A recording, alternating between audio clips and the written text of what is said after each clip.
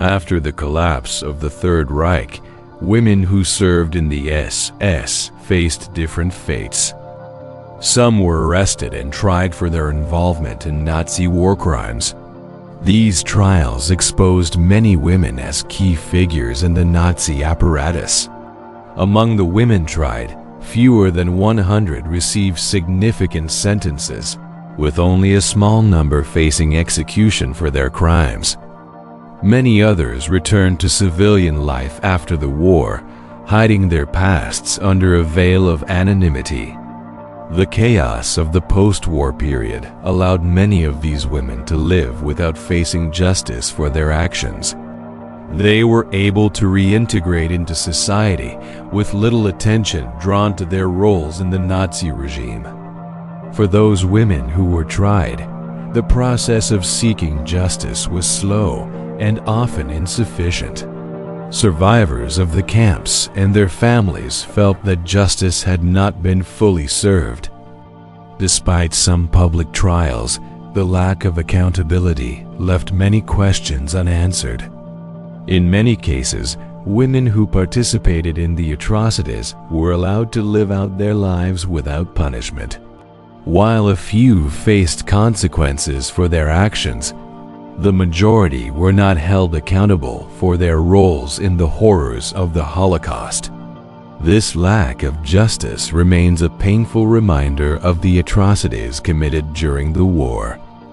Irma Grese, one of the most infamous female SS guards, was sentenced to death for her cruelty at Auschwitz and Bergen-Belsen.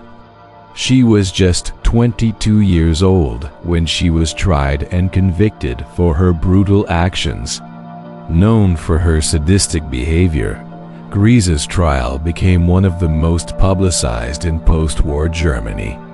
Despite her youth, she showed no remorse for her actions and remained defiant to the end.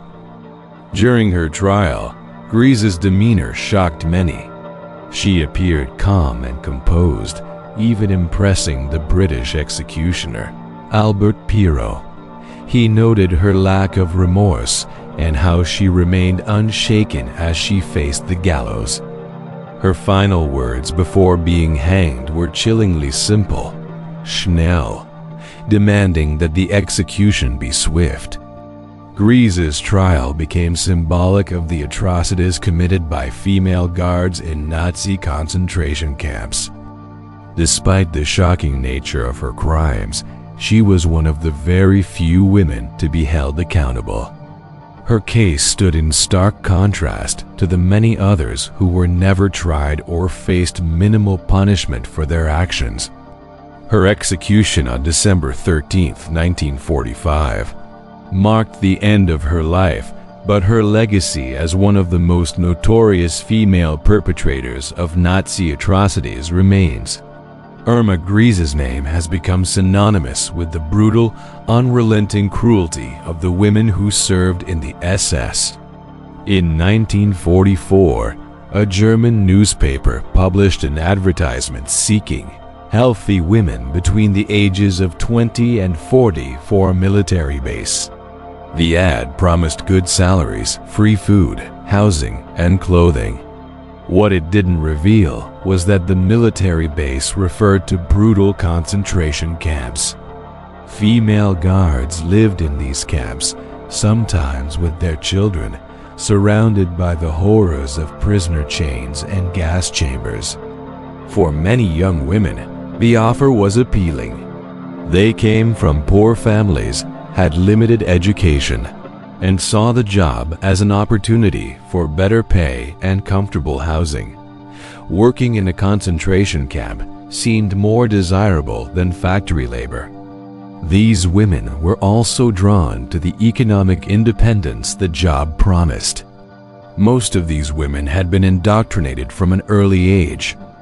They grew up in Nazi youth groups, believing in Hitler's ideology. Many thought they were contributing to society by fighting against its enemies. Around 3,500 women eventually worked as guards in Nazi concentration camps, and they all started their training at Ravensbrück. Many of these women later served at extermination camps like Auschwitz, Bergen-Belsen, or Eichsbanau. The uniform they wore granted them power over the prisoners and even over other Germans. These guards were feared and infamous, and their roles in the Nazi apparatus contributed to the cruelty that defined the concentration camps. Several female SS guards became infamous for their cruelty during the war. One such example is Hildegard Lehr, who earned the nickname Brigida the Bloodthirsty. Her brutality was well known among prisoners. She delighted in harming inmates who were too terrified to even look her in the eye. Lehr's sadistic behavior earned her the title of the Tigress. She would often lash out, using violence as a means of control over the prisoners. Hildegard's career as a guard took her to the extermination camp at Eichsbanau, where she continued her reign of terror. Her cruelty knew no bounds, and she was infamous for torturing and killing children. One of her most chilling tactics was offering candy to the children, gaining their trust before loading them onto trucks to be taken to their deaths. Despite her role in these atrocities, Lehr was never truly held accountable during the war. After the war, Lehr faced justice for her crimes. She was tried and sentenced to 15 years in prison during the infamous AIDS trial. However, she only served 9 years before being released. The brutal nature of her crimes left a lasting impact on the survivors of the camps, and her name remains tied to some of the darkest chapters of Nazi history. In a surprising turn, Lehr was later recruited as a spy for the CIA and the German Federal Intelligence Service. This post-war recruitment of former Nazi criminals, including women, highlights the complexity and, in many cases, the lack of true accountability for war criminals. Female SS guards are often portrayed in two extremes, as exploited victims or as sadistic monsters. The truth is more horrifying. These women were not extraordinary monsters, but ordinary women who committed monstrous acts. Many of them, despite being given the power to control life and death in the camps, were driven by a combination of necessity, indoctrination, and sadistic pleasure. While some women left the camps as soon as they understood what the job entailed, many others chose to stay. These women were often drawn to the power and authority they held over the prisoners. The position offered economic stability and a sense of control. For some, it was simply a job, but for others, the opportunity to exert cruelty was far too appealing to pass up. Many of the women who stayed enjoyed their roles in the camps. They were not victims of circumstance, but actively participated in the brutality of the regime. The guards could be seen as a reflection of the horrors of Nazi ideology, with many choosing to continue their work in the concentration camps because they felt it was their duty to the regime. Their actions revealed the terrifying capability of ordinary women to commit extraordinary acts of cruelty. Though some women managed to maintain a sense of femininity amid the brutality, the majority became deeply ingrained in the sadistic culture of the Nazi apparatus. Their actions left an indelible mark on history, showing that cruelty could take many forms even within the female gender. After the war, many female SS guards avoided accountability. While some were tried, the majority of them faced little or no punishment. Out of thousands of women who served in the SS, only 77 were brought to trial. Even fewer were convicted, and many continued their lives as if nothing had happened. This lack of justice has been a painful reminder of how some escaped the consequences of their brutal actions during the war. The trials that did take place were slow and often insufficient. Despite the shocking nature of their crimes, only a few women faced significant consequences. The survivors and families of victims were left outraged, feeling that justice was not truly served. The public trials of women like Irma Grese drew attention, but for most, justice was never fully realized. For many women, returning to civilian life was made easier by the post-war chaos. With no trials or public scrutiny, they could reintegrate into society, often without anyone knowing their past.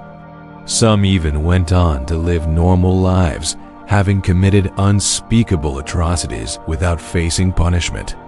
The lack of justice for these women serves as a reminder of how difficult it was to hold anyone truly accountable for the horrors of the Holocaust. While some women did face trials and convictions, the overall lack of accountability after the war allowed many to continue their lives without consequences. This ongoing injustice continues to haunt the survivors and the families of the victims. Some female SS guards, like Johanna Langefeld, showed a rare degree of humanity in the concentration camps. Langefeld, known as the guardian angel of Ravensbrück, gained the respect of prisoners for her relative compassion compared to other guards. She avoided harsh punishments and often allowed prisoners to explain themselves. In one notable incident, she even prevented the execution of 8 women, replacing it with a less severe punishment. Langerfeld's behavior was atypical of most female SS guards who were known for their brutality. She worked as an assistant to the preventive custody leader at Ravensbrück. During her time there, Langefeld showed a more humane side, which led to her being respected by some prisoners. She destroyed reports that could have led to the punishment of inmates, demonstrating her reluctance to enforce the full severity of Nazi policies.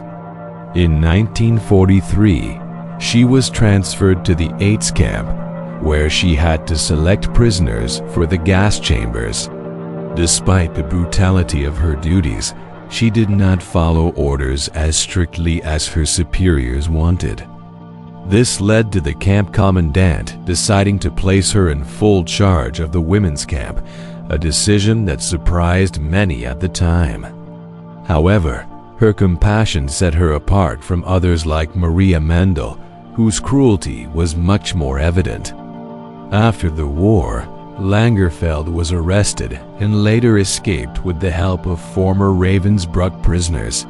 She lived in seclusion for years, and her legacy remains unique in the history of female SS guards.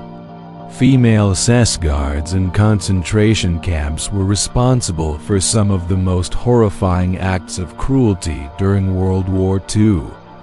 Many were involved in the torture and killing of prisoners, including women and children. Among the most infamous was Irma Grese, who earned the nickname Angel of Auschwitz. Grese was known for her beauty and cruelty. She walked the barracks with a whip and dogs, often using them to terrorize prisoners at whim. Her role in the atrocities at Auschwitz and Bergen-Belsen made her one of the most feared guards. Grese's actions included selecting prisoners to be sent to the gas chambers and participating in brutal beatings. She was convicted of war crimes, and at just 22, she was executed by hanging in 1945. Even in the face of execution, Grese showed no remorse, and her last words, "Schnell," were a chilling demand for the process to be quick. While Grese became a symbol of the sadistic female god, many others, like her, were responsible for similar horrors. These women were often recruited from poor backgrounds and received Nazi indoctrination from an early age. They saw their roles in the camps as a way to support Nazi ideology and maintain control over the prisoners, believing they were serving a higher purpose.